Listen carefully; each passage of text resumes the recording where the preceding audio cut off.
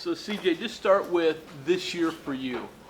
Some great moments early, maybe, little, I won't say struggles, but not as much in the middle. Then obviously really bounced back this past week. So just sort of take me through the highs and lows of the year for you.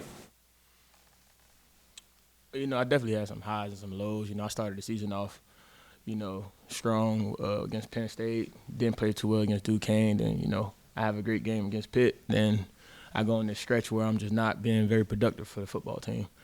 And, last week I just had to go back to the basics, what made me very productive, which was just running the football hard, and just getting downhill fast. That's just my two things that I have to do. I have to be a tough tackle and run the ball very hard.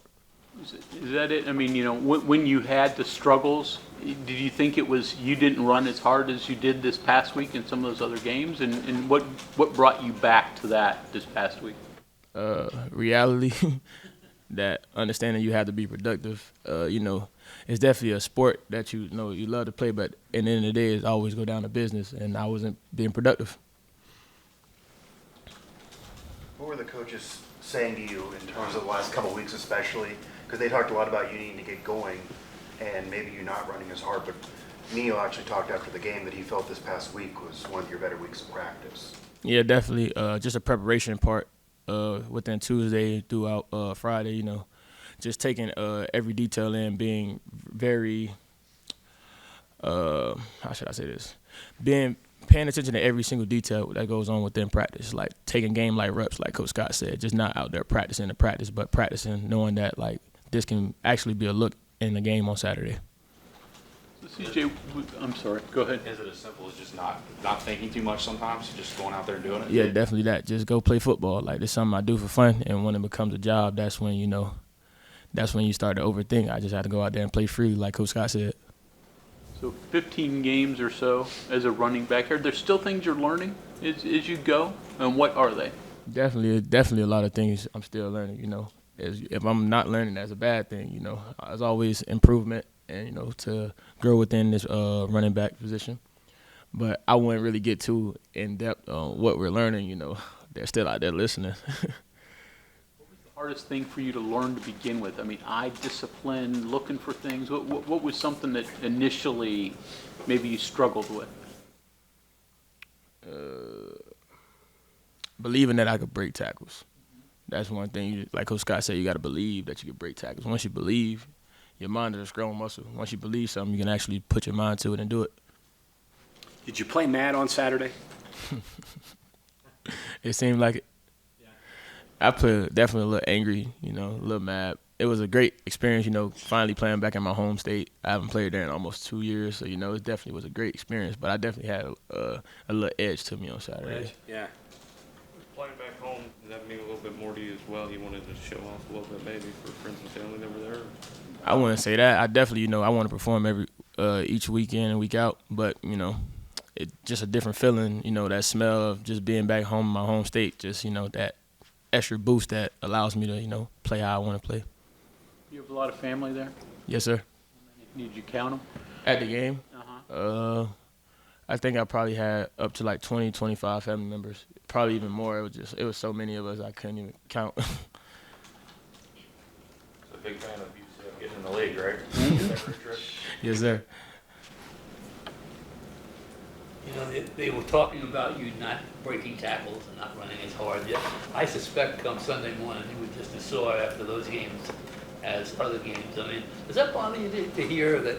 Because I know when you're out there, you're giving all you got, even though others may think you don't.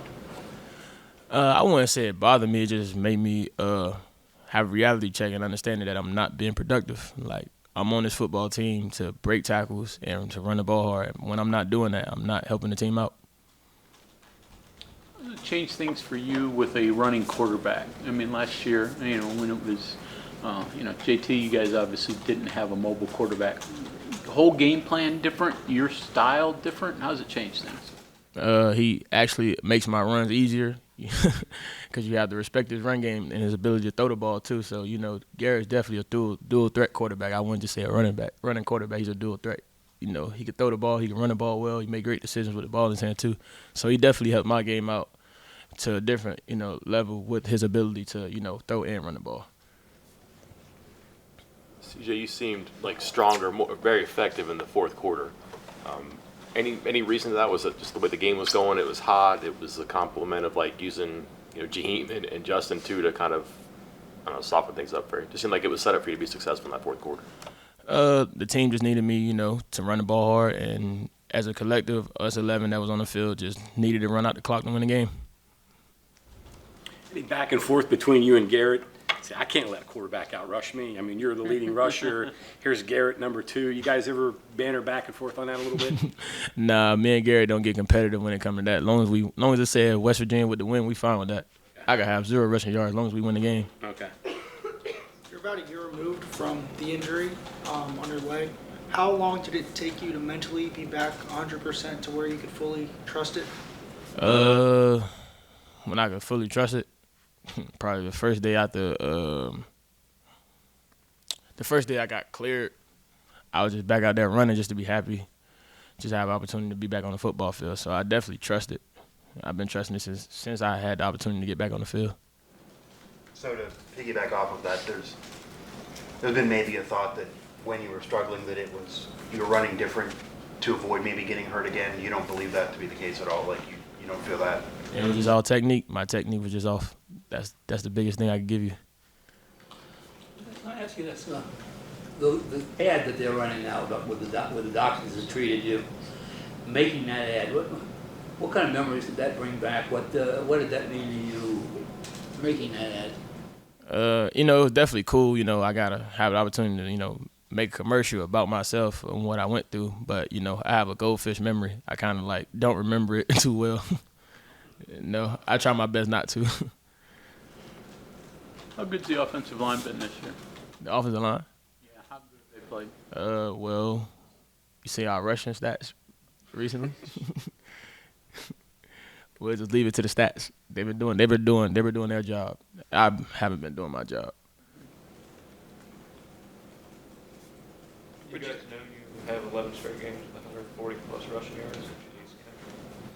We just actually figured that out today. I think it was in position meeting and they told us, but we don't really pay too much into that. We worry about more how we play the game rather than the outcome of the stat line. What did you think about how Jaheim ran on Saturday, and especially how contrasted it is with you? I've been telling the world, Jaheim White is a special young man. Like, he has the ability to do everything when it comes to playing running back. He's fast, he's strong, he's explosive. He can catch well, he can make people miss, he can run you over, he can outrun you. He's just a great athlete. That's the best way I can explain it. I've been seeing this for almost, 8-9 months now. I had no surprise at that. I'm just happy he finally got his opportunity to showcase it to the world. You kind of had a run like him on that fourth down when you were able to bust it outside. Oh, on the first one, yeah. I got to show a little something off it. I definitely compliment his game, too, because I steal stuff from him, too. It's like we piggyback off each other. Like, he steals stuff from me, I steal stuff from him. How do you keep this going? Build off the momentum of winning the game last week. You got 4 tough ones left, and these 4 can pretty much determine the type of season you have. Consistency within my practice. I have to take the same preparation I did last week, the same intensity, the same focus, the same detail I took last week, but even to a different level because we need these next few games, but we need to win this game first. CJ, on the first drive, 4th and 1, going for it in your own territory, when you broke off that run, I mean, what did that decision tell you? What did it mean to you to, I guess, have that opportunity early in the game in your own territory? Well, that whole week, Coach Brown was telling us, shoot your shot. Don't ever be afraid. Believe in yourself. And he believed in me that I was going to get that 4th and 1. And I said, thank you, Coach. I'm going to believe in myself, too. And I, went out there and had a great run and, kept the chains moving for the team. Neil mentioned that after the game that he kind of told you all that you guys were going to be aggressive against UCF. But what did that mean to you all when the coach says early in the week, hey, we're going to be aggressive come Saturday? Yeah, they just believe in us. They saw how we prepared Tuesday through Friday in our preparation. They just trusted us, knowing that we was going to, come out successful within that game. Get another young running back in DJ Oliver, big guy, sort of like you. Explain what his game is. How good can he be? I'm going to let the mic drop on that one. I don't think I'm supposed to be saying this, but DJ Oliver runs 22 miles per hour on the GPS. He's not just a big running back. He's a explosive, fast running back. Like, that's a tough tackle. He's gonna be a problem when he get his opportunity. He's gonna be a problem.